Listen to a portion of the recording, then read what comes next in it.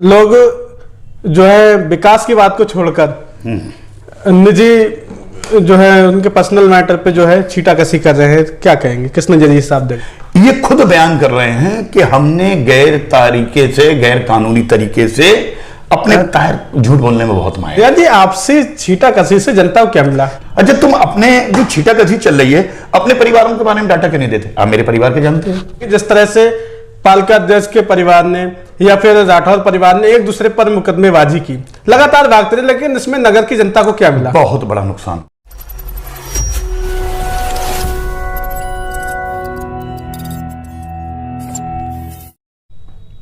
निकाय चुनाव को लेकर हम दूसरी बार रियाज अंसारी के पास मौजूद हैं। रियाज अंसारी जो है कांग्रेसी नेता हैं और जो है इस बार उन्होंने जो चुनावी मैदान में जो कदम रखा है, चेयरमैनी पद का उन्होंने जो दावा किया है, दूसरी बार उनका जो है इंटरव्यू हम ले रहे हैं और उनसे जो है आप जानेंगे, जैसे कि चुनाव नज़दीक आ रहा है इसलिए जो है उनसे जानेंगे उनकी क्या तैयारियां हैं।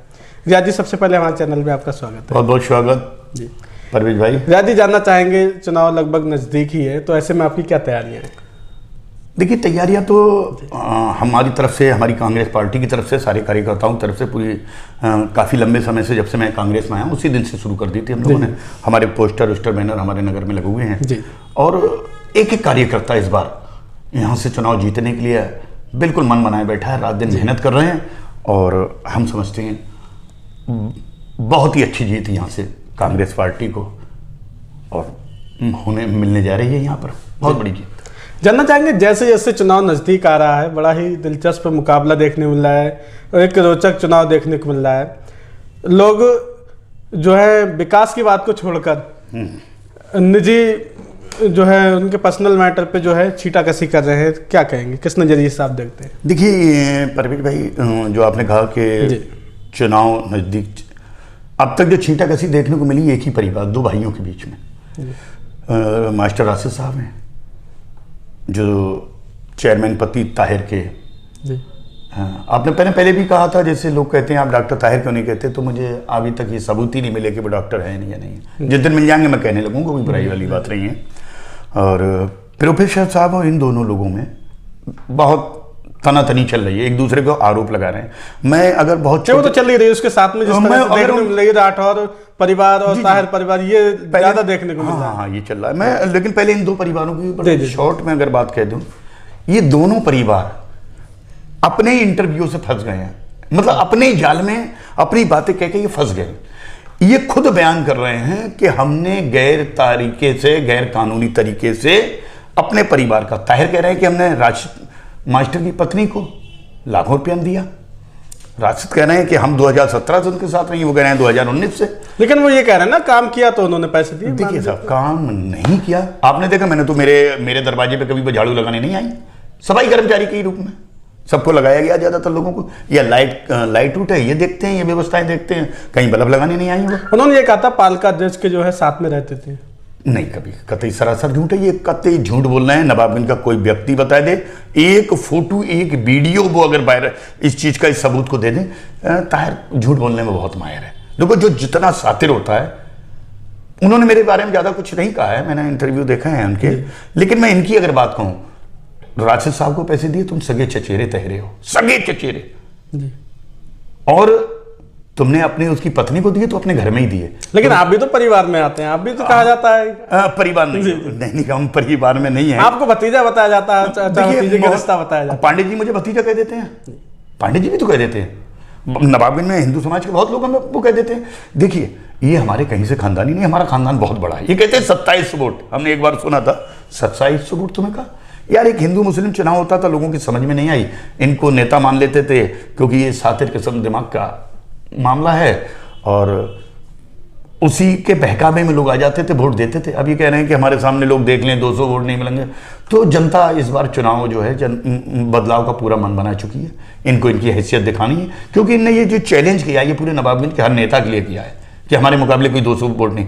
और मैं नवाबगंज के हर नेता से ये अपील भी करूंगा बहुत ही प्यार के साथ कि ये चैलेंज रियाज को नहीं है, ये चैलेंज आप सबको है और आप सबको मिलकर ही इसका जवाब देना। रियाज जी, आपसे छीटाकशी से जनता को क्या मिला? क्या कोई प्रत्याशी जो है सुधार की बात कर सकता है? छीटाकशी हमने तो नहीं। किस तरह सुधार? हमने कहा कि जैसे छीटाकशी राशिद साहब ने करी, कि इन्हें अपने वो क्या 1 करोड़ रुपया खर्च करते हैं उस पर अपने एंटरटेनमेंट या दूसरे लफ्ज में, मैं नहीं कह रहा हूँ वो बात। तो सगे चचेरे भाई हो तेरे भाई, तुम ज्यादा जानते होगे। तुम जो कह रहे 1 करोड़ करते हैं तो हमने मान लिया, पब्लिक भी मान नहीं करते होंगे, लेकिन तुम अपने बारे में तो बताओ, तुम भी तो प्रोफेसर हो। अच्छा, तुम अपने जो छीटाकछी चल रही है अपने परिवारों के बारे में डाटा क्यों नहीं देते? आप मेरे परिवार के जानते हैं, दूसरे इनके भाई हैं इनसे बड़े, राशिद साहब से। आसिफ कभी नहीं सुना होगा, वो कौन है? आसिफ ने एक मर्डर किया था मझोला में, एक मुस्लिम लड़के को मार दिया था, बड़ा दिलदार लड़का था, लोग तारीफ करते थे, उसी के घर खाते थे, उसी का मर्डर कर आए, ये इतिहास है। ताहिर साहब अगर छीटाकछी कर रहे हैं तो बताएं, कोफे पोसा में मैं जेल गया, कभी गैर कानूनी कामों में जेल गया? अल्लाह के करम से कभी नहीं किया, कभी एक इतना सा गंदा काम नहीं किया, जुआ नहीं खेला। मैच में भी मैंने कभी मैच खेलते थे हम लोग, कभी हमने सट्टा आज देखते हैं बच्चे 100-100 रुपए की लगा लेते, मेरा बेटा भी वही करता है, नहीं लगाए। तो आप अपने परिवार का इतिहास पूरे लोगों को बताएं कि आपके भाई ने मर्डर किया था, आसिफ ने, आपके और भाई खटेमा में क्या बिजनेस कर रहे हैं। नहीं कहना चाहता मैं, आपको जनता को बताना पड़ेगा आपके कारोबार क्या है। आपके परिवार के लोग सर्राफी की दुकान खोलते हैं, 6 महीने टिकते हैं, भाग जाते हैं लूट के माल। कितने लोग यहाँ आते हैं, लेकिन वही क्या चेयरमैन ये ताहिर हैं, इन गलत लोगों का साथ दे देते हैं सत्ता का। आज देखो निषाद पार्टी के मंत्री हैं 2, भाजपा में हैं, तो उसमें शामिल हो गए। मैं तो उनके राष्ट्रीय अध्यक्ष जी से अपील करना चाहूंगा, आपने इनका बैकग्राउंड देखा ही नहीं। अरे कोपे पोसा में जेल गए। क्या लगता है आपको, बीजेपी की जो सहयोगी पार्टी निषाद पार्टी में ये शामिल हुए हैं, अगर इन्हें टिकट मिलता है, टिकट की तो बात नहीं, अगर इन्हें टिकट मिलता है तो बीजेपी के लोग उतने ही उत्साह के साथ इन्हें चुनाव लड़ाएंगे? भाई इन्होंने तो हिंदू मुस्लिम बंटवारा अगर किया है तो इन्हीं ने किया है, हिंदुओं को नाराज किया। हमसे हिंदू नाराज नहीं, हम आज जी अखिलेश जी की इज्जत करते हैं। मुझ पर जो मुकदमा लिखा गया आपने देखा, एक इन्हीं ने, एक हमारे नूर इस्लाम भाई है, उनने मुझ पर मेरे बेटे पे लिखवाया था, फर्जी मुकदमा था 307 का। तो उसके विरोध में जितने भी गए सारे हिंदू नेता, विश्व हिंदू परिषद, बजरंग दल, शिवसेना, सारे, उन्हें बुरा लगा कि एक बेटा, मेरे बेटे का नाम आ गया कि एक बेटा जो प्रदेश का नाम, प्रदेश में, देश में नाम रोशन कर रहा है, आप उसको FIR में इन्हीं ताहिर साहब ने लिखवाया था नूर इस्लाम से। तो सारे हिंदू लोग मेरे साथ थे, कैसे चुनाव हो जाएगा? शायद जी जानना चाहेंगे, पिछले इंटरव्यू में आपने कहा था कि खेल प्रेमियों के लिए जो है एक बड़ा सा ग्राउंड आप देंगे, लेकिन जो बच्चे कोचिंग कर रहे हैं उनके लिए कुछ सोच रखा है आपने? ऐसा इंटरव्यू हम लोग भटक जाते हैं मुद्दों, सब आधी बात कह पाते हैं, आधी नहीं कह पाते हैं। मैं ये मेरा एक घोषणा पत्र होगा, या जो मेरी अपनी निजी मेरा वो है कि मुझे जीतने के बाद जनता के लिए, उसमें सबसे पहला जो काम है वो लोगों के लिए, गरीब लोगों के लिए होगा। बारात घर देना है उन्हें, हर गरीब आदमी की, मैंने कहा शादियां बारात घर में होंगी, हर गरीब आदमी के लिए मुझे यहाँ एम्बुलेंस खड़ी करना है। ये मैं ही कहता था, जो राक्षस होते तब कहने लगे और लोग कहने लगे, ये सब मेरी बात। चेयरमैन कहते थे जब बने थे ये, तो ये कहते थे हम स्कूल देंगे, नवाबगंज का एक स्कूल जिसने सबसे ज्यादा MBBS डॉक्टर दिया, इन्हीं डॉक्टर ताहिर के, इन ताहिर साहब के चचेरे भाई इमरान साहब बर्बाद कर दिया। अब तुम कह रहे हो कि राशिद ने जामा मस्जिद लूट ली। जामा मस्जिद में ही वो स्कूल चलता है क्या? राशिद साहब मिलके तुम लोगों ने, तुम चेयरमैन 10 साल से, तुमने कैसे बर्बाद होते हुए देख लिया? परवेज भाई, सबसे पहले प्रयास ही होगा, इनको जनता नकार दे, इनको इनकी औकात दिखा दे कि निकलिए तुम सब बाहर। राशिद को भी, क्योंकि मैंने नहीं कहा है, इन्होंने कहा है कि 13 लाख रुपए मस्जिद का खा रहे हो, मस्जिद की बाउंड्री में तुमने बहुत बड़ा घोटाला किया, तुम्हें जवाब देना पड़ेगा हर चीज का। भाई तुम्हारे भाई एक चेयरमैन, नगर के चेयरमैन पति ने आवाज उठाई है, तुम क्यों जवाब नहीं दे रहे? इंटरव्यू दे रहे थे, मैंने देखा आप ही को दे रहे थे, तो कांप रहे थे, उनके खिलाफ बोलने की हिम्मत नहीं, कांप रहे थे, थरथराए रहे थे, उनका अंदर से जमी नहीं। उन्होंने काफी शालीनता से जवाब दिया। शालीनता क्या होती है? जब जिस ढंग से तुम्हारी उन्होंने अपमानित किया, वो मेरी यहाँ नौकर है, 1000 का नौकर है, वो ये, तो तुम्हें भी उसी अंदाज में बात करना थी। और तुम्हें ये तो जवाब देना पड़ेगा कि मस्जिद का पैसा खाया नहीं खाया, तुम्हें हिसाब किताब रख देना चाहिए सामने। और तुम्हें ये भी बताना चाहिए कि तुम्हारी बीवी ने पैसे लिए या नहीं लिए, अगर लिए तो तुम भी गलत। तुम्हें ये सोचना चाहिए ये गरीबों को नौकरी है, अगर नौकरी अगर चेयरमैन साहबा को देना थी, शहरात को देना थी, तो गरीब लोगों को देते ना। तुम अपने घर की अपनी औरत को अपने साथ रख रहे हो, तमाशा करे फिर रहे, लोग जान नहीं रहे, पूरा नवाबगंज समझ चुका है। तुमने कहा कब्रिस्तान की वो बनवाई? पालका अध्यक्ष के पति डॉक्टर ताहिर जी ने एक इंटरव्यू में कहा था कि उनके अलावा मुस्लिमों का कोई नेता नहीं है नगर में, लेकिन जो भी है वो सारे पोस्टरबाज हैं, क्या कहेंगे? ऐसा है, क्या नजरिया है?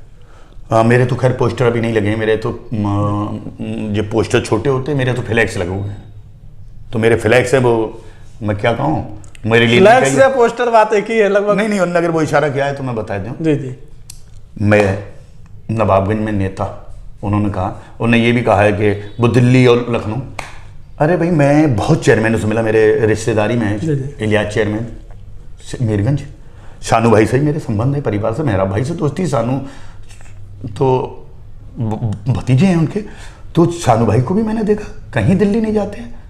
चेयरमैन बनता है नगर की सेवा करने के लिए, और दिल्ली तुम कहाँ रहते हो भैया राजनीति? उनका कहना यह है ना, उन पर जो कार्रवाई की गई थी इस वजह से उन्हें भागम भाग। नहीं यार, कार्रवाई ऐसे काम ही क्यों कर रहे हैं परवेज भाई? देखिए मुझ पे मुकदमे लिखे, मैं भाग गया, चाहे झूठे थे चाहे सच्चे। राज जी, जानना चाहेंगे जिस तरह से पालिका अध्यक्ष के परिवार ने या फिर राठौर परिवार ने एक दूसरे पर मुकदमेबाजी की, लगातार भागते रहे, लेकिन इसमें नगर की जनता को क्या मिला? बहुत बड़ा नुकसान हुआ है। मैं कह रहा हूं कि देखिए, बेगुनाह लोगों पर मुकदमे लिखे गए हैं, और ताहिर हुए या नरेंद्र साहब हुए, मैं चाहता हूं इन लोगों को अब चुनाव से को अलविदा कह देना चाहिए, ये चुनाव ना लड़ें और चाहें कि नवाबगंज में शांति रहे। और हिंदुओं में भी तो बहुत नेता हैं यार, तुम अब 2-2 पद हैं, तुम जिले में भी बड़ा पद है तुम पे, फिर जिला उपाध्यक्ष। मेरी राय है, मैं कोई उनका वो नहीं कह सकता कि आप, मैं एक राय दे रहा हूँ आपको लड़ना, लेकिन आप लोगों के लड़ने से नवाबगंज के लोगों को बहुत नुकसान हुआ है। हमारे लोगों को बड़ी परेशानियाँ, बेवजह बेगुनाह लोगों को जेलें काटनी पड़ी हैं, कहीं बसें जलाई जाती हैं, और ये जो आप लोगों ने परंपरा डाल दी, हम इसको इस बार ख़त्म कर देंगे इंशाल्लाह। अगर हम संतोष भाई चुनाव लड़ते हैं, ये हमारे उस्ताद, हम तो बड़े भाई कहते हैं, बड़ा ही सम्मानित है हमारे प्रेम रस्तोगी जी, अगर वो लड़ते हैं तो शायद नॉमिनेशन कराएंगे तो साथ साथ कराएंगे। नॉमिनेशन हमारे होंगे तो हम जाएंगे और एक दूसरे के यहाँ चाय पियेंगे। मतलब हम हिंदू मुस्लिम यहाँ नहीं होने देंगे। और जो यहाँ पर ये जो काम खराब किया है, तो इन लोगों ने जो आपस में हिंदू मुस्लिम को बांटने का काम किया है, मैं समझता हूँ अब हम उस परंपरा को आगे चलने नहीं देंगे। और जो भी इस काम को करेगा, उससे बड़ा मैं समझता हूँ गलत इंसान कोई नहीं होगा। पालिका अध्यक्ष के पति डॉक्टर ताहिर जी ने एक बात और अपने इंटरव्यू में कही है कि अमर उजाला अखबार जो चलता है, वो रिपोर्टिंग शुरू जो हुई थी वो आपको दिलाने का काम उन्हीं का था, और समय समय पे आपकी मदद करते थे। ऐसा है जी, कुछ पर्सनल मैटर नहीं जो आज आप उनकी बुराई कर रहे हैं? नहीं, मैं तो हमेशा से ही, मैं तो इससे पहला चुनाव भी उनके साथ जब अमर उजाला में था, अगर इन्होंने अमर उजाला मुझे दिलाया होता तो मैं वो बात नहीं कहना चाहता, टाइम ज़्यादा हो रहा है, बात खींचेगी, लोग शायद वो ना हो जो हमारे श्रोता हैं। लेकिन एक बात तो बताएं जी, इससे ये पूछना, जो संपादक थे उन्हें जानते हैं? ताहिर से पूछना, अमर उजाला के संपादक महोदय दैनिक ज्वाल जी को जानते हो? सिटी चीफ साहब थे, क्या उन्हें जानते हो?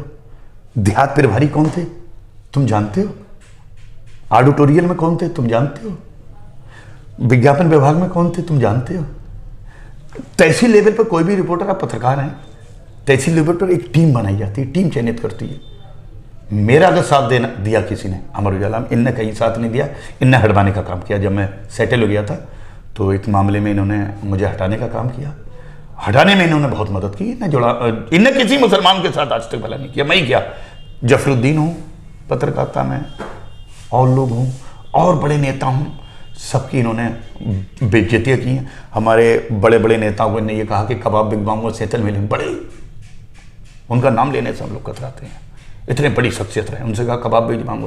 हमारे परिवार के बड़े बड़े बुजुर्गों के साथ इन्होंने मारपीट की, इन्होंने गरीब लोगों को बहुत पीटा, 1-2 नहीं 10-20। लेकिन उनका कहना तो यह है कि उन्होंने आज तक किसी पे कोई FIR नहीं कराई, और जो है किसी तरह का जो है दबाव नहीं बनाया किसी पे, दंगे कोई नहीं करा। परवेज साहब, सब रिकॉर्डेड है। हाजी अमीर अहमद साहब के साथ इन्होंने मारपीट की, वीडियो है। अनवार साहब हमारे फूफा हैं, उनके साथ मारपीट की, उनके बच्चा, वीडियो है। इन्होंने जो वाल्मीकि समाज के लोगों को यहाँ नगर पालिका में वहाँ पर इनके मारपीट की, हमारे पास वीडियो है। अमर उजाला के बहुत ही सम्मानित पत्रकार, हमारे बड़े सीनियर पत्रकार रहे नवाबगंज के, अब तो नहीं है खैर, तो वो अब तो किसी पत्रकारिता में नहीं, जहाँ तक मुझे ध्यान है। तो उन्हें कई बार दौड़ा दौड़ा के मारा यार, 1-2 बार हमने बचाया। तो ये कैसे कह रहे हैं? अब अच्छा, दूसरी चीज इन्होंने कहा कि हमने कभी परेशान नहीं किया। मैंने जिस दिन नॉमिनेशन, उनका कहना अगर वो गलत है तो कोई सिद्ध करके दिखाए। मैं सिद्ध कर रहा हूं ना, आपके चैनल के माध्यम से मैं कह रहा हूं, जिस दिन इतिहास ये मतलब रिकॉर्डेड चीजें हैं, तो कानून की चीजें जो हैं रिकॉर्डेड होती हैं, कानून की किताब में आता। जिस दिन मैंने नॉमिनेशन कराया उसी दिन मेरा चालान हुआ, उस दिन मैं हथकड़ी में था, उस दिन मैंने हथकड़ी, मुझे इधर जमानत मिली, इधर पर्चा दाखिल किया है मैंने। इनने इतनी गुंडई की है भाई, इनने मुकदमा। अच्छा, इनने अपनी लड़की, यार आपके साथ ऐसा क्यों करेंगे? एक मिनट यार सुन लो, परवेज भाई जवाब देने दो पूरा, आप थोड़ा प्लीज अपनी बात कह लेने दो। इसी पे इन्होंने जो कहा है उसका जवाब तो दे दो। इनकी लड़की ने हमारे खिलाफ एक अपहरण का मुकदमा लिखवाया। किस किस के खिलाफ? एजाज कुरैशी साहब, एनी अंसारी साहब। यार चचा हमारे इतने सीधे इंसान, कभी किसी को गाली नहीं देगी, चनकट मारना तो दूर साथ, ऐसे उंगली भी नहीं करी होगी किसी को। उनके खिलाफ इनने अपनी लड़की से लिखवाया फर्जी मुकदमा कि मेरी अपहरण किया, मेरी बट्टों से मारी, और ये मारी, मेरी गाड़ी तोड़ दी। जब गाड़ी की कप्तान साहब बहुत बढ़िया थे वो अधिकारी, और SP क्राइम साहब थे, CO जो थी इस टाइम, जिन्होंने जांच की थी 24 घंटे में, वो स्पंज हुआ था मुकदमा। तो परवेज अंसारी साहब का भी नाम था उसमें, एन अंसारी। हम तुम्हारी लड़की का अपहरण करेंगे, हम तुम कुरान पे हाथ रख के कह दो, और वो FIR की कॉपी तुम्हारी लड़की, तुम कह रहे हमने नहीं लिखवाया, तुम्हारी लड़की ने लिखवाया। ऐसे अपने बच्चों से ऐसे काम ना कराओ, लड़की है, लड़की जात घर में अच्छी लगती है, आज ये काम करा रहे। अच्छा, जफरुद्दीन मंसूरी साहब पे, इनकी ये गाड़ी से जा रही पढ़ने, किसी ट्रक से हल्की सी टक्कर हो गई, तो इन्होंने कहा ये मौका मिल गया, उस ट्रक ड्राइवर पे मुकदमा ना लिखवाया, इन्होंने लिखा कि जफरुद्दीन पत्रकार ने मेरे खिलाफ मेरी लड़की को मारने की वो की, ट्रक से एक्सीडेंट कराने का प्रयास किया, वो थाने मुकदमा लिखा गया। यार सब रिकॉर्डेड चीजें हैं। इन्होंने, जफरुद्दीन मंसूरी साहब हमारे एक भाई हैं, एडवोकेट साहब, हमारे परिवार खानदानी है, हमारे बड़े भाई हैं, बड़ा ही सम्मानित है, नगर में बहुत सम्मान है उनका। उनके खिलाफ एक लड़की से 5 को 1 लगवा दी, 354 का मुकदमा की छेड़छाड़ करी, कतई गलत, सरासर झूठ। इन्होंने तो बहुत बुलंदा बांधा, इतने लोगों पे मुकदमा। लेकिन उन्होंने तो ये कहा ना कि अगर कोई पत्रकार गलत करेगा तो उसके साथ तो कार्रवाई। क्या गलत करा? कहां गलत? तू छेड़छाड़ उन्होंने शायद बताया नहीं गलत यार। जब पत्रकार के साथ जफरुद्दीन साहब का अगर नाम ले रहे हैं, वो छेड़छाड़ कर देंगे, तुम्हें लग रहा है यार? उन्होंने नाम नहीं लिया। नहीं, उनका इशारा वही था, मुकदमा उन्हीं पे लिखवाया है छेड़छाड़ का, 354 का, 5 को 1 का, रिकॉर्डिंग चीजें हैं। तुमने लिखवाया एक किन्हीं लोगों को, किस ढंग से तुमने हायर किया उनको, वो अलग चीज है, आज वो तुम्हारे साथ नहीं है, वो भी समझ गए तुमने इस्तेमाल किया था लोगों का। तो ये रिकॉर्डेड चीजें हैं, तुमने कितने लोगों को मारा, सब रिकॉर्ड है, वीडियो, जब चाहो मैं डलवा दूं, लेकिन सब झूठा। आपने अखबार वाली बात कही, अरे भाई अखबार दिलवाने की वो बात लेता चलो, देखो जब बात आ गई तो कहना चाहिए, वही है हिंदू मुस्लिम नहीं होना चाहिए। मुझे अखबार दिलाने का अमर उजाला का सबसे बड़ा अगर योगदान था, मैंने बड़ा ही सम्मानित मेरे प्रेम रस्तोगी जी, कहना चाहिए, देखो लोगों को पता चलना चाहिए कि उनने मेहनत की। उनके संबंध किनसे थे? उनके संबंध थे हमारे भाजपा के इस टाइम व्यापार मंडल के बड़े नेता हैं राजेंद्र गुप्ता जी बरेली, उनके संबंध संपादक जी से थे। उन्होंने कहा हमें जफरुद्दीन साहब को हटाना है, मुझे नवाबगंज में कोई लड़का दो, तो राजेंद्र साहब ने प्रेम रस्तोगी जी से बात की। प्रेम रस्तोगी हमारे बड़े भाई हैं, हम बड़ा सम्मान करते हैं, और कभी कभी वो हमें बहुत डांट देते हैं, और हम भी अपनी नाराजगी एक जैसे छोटे भाई की तरह नाराजगी दिखा देते हैं, लेकिन हम कभी आमने सामने नहीं आए, कभी उनकी बेइज्जती अपमान नहीं कर सकते हम।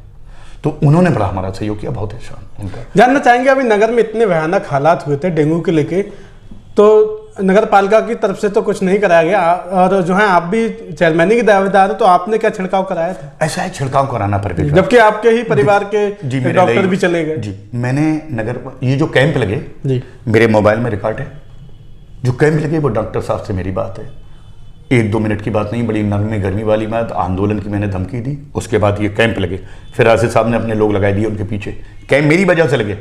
अभी सुना दूं, दर्शकों को सुनवाना चाहो, डॉक्टर अजमेर सिंह साहब से बात हुई, मेरी ईओ साहब से बात हुई, और नगर पालिका ने उसके बाद छिड़काव कराया। एसडीएम साहब से मेरी जो बात हुई है, एसडीएम साहब से एक एक चीज है मोबाइल में, जो साहब चाहे देख लें। तो परवेज भाई, मेरे द्वारा ये सब प्रयास किए गए, अधिकारियों से बात करना। देखिए मैं इतना बड़ा इंसान नहीं हूँ, मुझ पर इतना पैसा नहीं है, मैं आप लोगों की जनता ने मुझसे कह दिया तुम्हें चुनाव लड़ना है राज भाई, उन्हीं ने पोस्टर फ्लेक्सी बनवाई है, लोग कह रहे हैं जिस दिन डिक्लेयर हो जाएगा कोई तुम्हारे आमने सामने नहीं आ पाएगा, इतना पैसे से। तो नगर की जनता के लिए क्या संदेश है आपका? परवेज भाई, नगर की जनता से तो बड़ा सीधा सीधा खेल है। आप इन्हें 10 साल हमारे राठौड़ परिवार साहब को देख चुके हैं, और 15 साल इन्हें हो गए। क्या किया इन्होंने? ये कहते थे हम स्कूल बनवाएंगे लड़कियों के लिए, देखो खत्म कर दिया स्कूल। अच्छा, इन्होंने एक अस्पताल मुझे पता चला कहीं बनवाया, पैसा निकाला 50 लाख रुपया, वो जवाब वही देंगे ताहिर साहब कि निकाला नहीं निकाला। अगर निकाला तुमने पैसा बनवाया अस्पताल, तो कहां बनवाया? वो है ही नहीं नवाबगंज में, पैसा निकाल के खा गया। और नहीं बनवाया तो क्यों नहीं बनवाया? तुम्हें बनवाना चाहिए था गरीबों के लिए। तुमने बरातगढ़ कहां बनवाया? तुमने बरातगढ़ कहां बनवाया? तुमने नवाबगंज के लोगों के लिए कोई एक पार्क बनवाया? तुम कह रहे हैं कि राठौर साहब ने वो कॉलेज फील्ड को में दुकानें बनवा दी, और तुमने क्या करा? तुमने घूरे डलवाने शुरू करवा दिए। मैं जब भी टूर्नामेंट कराता हूं, आप लोग जाते हो, मैं आयोजित खेलों के कराता हूं, मैं कितनी सफाई कराता हूं, 10,000 रुपए ग्राउंड की सफाई में लग जाते हैं। एक बार कुछ बच्चे गए इनके पास कि 2-3-4 डल्ला मिट्टी पड़ना है, ये ट्राली, इन्हें यार नगर पालिका से मिट्टी नहीं डाली इसमें ग्राउंड में। वो बच्चे बहुत एक दिन उल्टा सीधा बोल रहे हैं, वो मैं नहीं कहूँगा। तो पब्लिक सब समझ चुकी है, पब्लिक के दिमाग में है इस नवाबगंज को। बाकी तो अब तक जो विकास पुरुष जो अपने आप को या कहें या कुछ है, ये तो सब फर्जीवाड़ा है। आप 10 लोग इकट्ठे कर लें कि आप विकास पुरुष होगा भैया। जी, लास्ट सवाल मेरा एक और है। नगर में, आपके नवाबगंज नगर में एक उर्दू मीडियम स्कूल चलता था जी जी, और वो उस जमीन पे चलता था जो किसी ने दान की जी। 3 बार मुस्लिमों में पालिका अध्यक्ष रहे, 2 बार राठौर साहब भी रहे थे। तो क्या लगता है किसी की नजर उस पब्लिक स्कूल पे पड़ी थी, उर्दू मीडियम जो स्कूल था? यही तो सवाल है मेरे। अरे भाई जो एक हमारा फखरुद्दीन अली अहमद स्कूल तुमने खत्म कर दिया तुम्हारे परिवार में, डॉक्टर इमरान साहब, राशिद साहब, जामा मस्जिद राशिद पे, जामा मस्जिद की जगह में स्कूल बना हुआ है, ये स्कूल फखरुद्दीन किराया देता है, एक मदरसा है उसी में, ये दोनों खा गए, ये सारा पैसा खा गए। मैं खुला इल्जाम लगाता हूँ, राशिद साहब हुए या जेल, और नहीं हुए तो जनता के सामने आइए। स्कूल को जहां पर यार कई हजार बच्चे पढ़ते थे, आज 100 बच्चे नहीं है, तमाशा बना दिया तुमने कुछ नहीं दिया नवाबगंज को। और यार उर्दू मीडियम स्कूल तो फिर भी सरकारी था, आज उसकी बिल्डिंग बन गई है, पहले गिर गई थी, लेकिन अगर ये प्रयास करते चेयरमैन अपने स्तर से तो हो सकता था। कब्रिस्तान जाने के वाला रास्ता आप देख के आए, कल जनाजा लौटाल दिया भाई लोगों ने, एतराज कर दिया। अच्छा उनका एतराज ये था कि भाई आपका रास्ता नहीं है, बारिश थी तो ठीक है, अब आप अपने रास्ते से जाइए जिधर से। तो तुम एक रास्ता कब्रिस्तान का नहीं बना सके, 15 साल चेयरमैन हो यार, तो क्या उम्मीद कर लेंगे लोग, तुम्हारे झांसे में आने वाले नहीं। तुमने नवाबगंज के लोगों को कुछ नहीं दिया, सब बाहर के लोग माल काट रहे हैं, तुम्हारे परिवार के लोग माल काट रहे हैं। तुम कह रहे हैं आज चीख रहे हैं जनता के सामने कि हमने 3 लाख राशिद की बहू को दे दी, वो हमारी चेयरमैन के साथ रहती थी, कोई किसी के साथ नहीं रहता था। सब घोटाले हुए हैं, डकैती डाली गई है, जिंदा डकैती डाली गई है। एक लड़की को तुमने 1 करोड़ की कोठी दे दी जिससे शादी करी, 50 लाख का तुमने खुद कह रहे हैं 50 लाख का वो दे दिया। तुम कह रहे हैं सितारगंज, एक इंटरव्यू में कह रहे हैं कि सितारगंज में 200 बीघा जमीन है। अरे सितारगंज मुझसे ज्यादा करीबी से तुम जानते हो यार, सितारगंज मेरी नंसाल है, कल्लू चौधरी मेरे नाना का नाम है, तुम्हारी 200 बीघा कहाँ है जमीन, मेरे नाना की नहीं है। जबकि सितारगंज के मुसलमानों सबसे बड़े लोगों में गिनती होती है, 2-2 मार्केट है, चौधरी मार्केट उनका बाग है, इस टाइम जाके देख लेंगे कई बीघे में। तुम्हारी कहाँ है? तुम्हारे पिताजी कपड़े की एक दुकान थी, मैंने देखी थी, मैं जाता था, दादा कहता था, बैठता था मैं जाके, बहुत अच्छे थे सूफी जी दादा हमारे, वो वहां बिजनेस करते थे। लेकिन तुम 200 बीघा जमीन कहाँ है यार, चूतिया बनाए। अब तुम बरखन की ले दी तो आप भी बरखन के हो, बरखन ये चले जाएंगे आज। बरखन में कितना आतंक मुसलमान लोगों को ही तो सताया, इन्होंने कभी किसी हिंदू को सताने का काम नहीं किया। हिंदुओं के सामने ये भीगी बिल्ली बन जाते, खुद को कहते हैं हम शेर हैं, और मारते मुसलमानों को, जुल्म मुसलमानों को करते हैं, सताते मुसलमानों को, नुकसान मुसलमानों, हाँ अपने घर वालों को छोड़ते हैं। वो हफीज अहमद इनके बहनों ही क्षेत्र वाले, और ये नवाबगंज में दीमक है, मुंह लूट लिया पूरे नवाबगंज को। पीलीभीत के इनके भांजे उनजे, फरीदपुर के वो मन्नू आए भांजे, करोड़ों लूट के ले गए यहाँ से, जो कभी गुटखा उधार ले लेके खाते थे।